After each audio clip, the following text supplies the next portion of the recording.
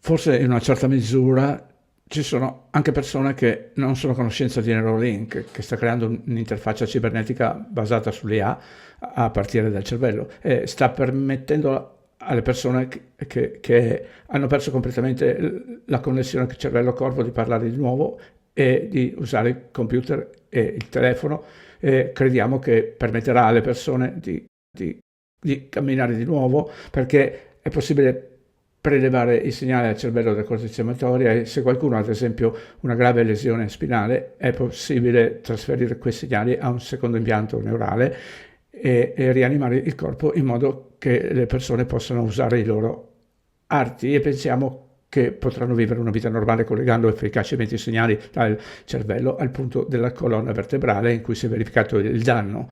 Sono cose piuttosto incredibili e cose che sono possibili, e poi entro la fine dell'anno prevediamo di effettuare il nostro primo impianto che chiamiamo visione per ciechi, ovvero per le persone che hanno perso entrambi gli occhi o il nervo ottico, che magari non hanno mai visto, anche se cieche dalla nascita. Inizialmente l'impianto darà loro una visione limitata, ma col tempo si otterrà una visione molto precisa, forse addirittura sovrumana. Quindi stiamo ripristinando il controllo visivo di persone tetraplegiche, restituendo loro la vista, credendo che siano traguardi veramente importanti. Sono tecnologie che potrei definire a livello di Gesù, sapete, miracoli. Miracoli. Miracoli, sì, esattamente. Voglio dire miracoli della scienza. È quello che potremmo definire tecnologie a livello di Gesù. Miracoli. Miracoli, sì, esattamente. Avete mai cercato quante voci di Elon Musk trovate sulla fornita pagina indice alfabetico? Usate la pagina per le vostre libere ricerche con quasi 4.000 voci fra video, audio e documenti da scaricare liberamente, senza abbonamenti, sottoscrizioni o registrazioni qualsiasi. Perhaps to some degree there's also not that many people are aware of Neuralink, which is creating a cybernetic interface AI from your brain.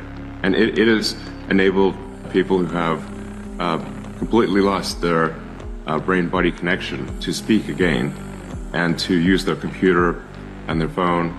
And we believe it will enable people to walk again because you can take the signals from the brain, from the motor cortex, and if somebody has, say, a severe spinal injury, you can transmit those signals to a second neural implant and reanimate the body so that people can use their limbs and, we think at some point, live a normal life by effectively bridging the signals from the brain to past the point in the spine where the damage has occurred. So these are pretty wild things that are possible. And then later this year, we expect to do our first implant for what we call blind sight, where even if somebody has lost both eyes or lost the optic nerve, or perhaps has not even been able to see, has never seen, even if they were blind at birth, it will give them initially limited vision, but I think over time, very precise vision, perhaps a superhuman vision.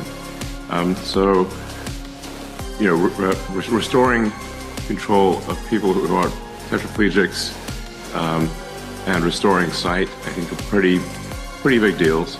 They're sort of what I might call like sort of Jesus level or sort of technologies, you know. Miracles.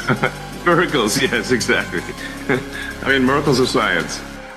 They're sort of what I might call like sort of Jesus level or sort of technologies. Miracles, yes, exactly.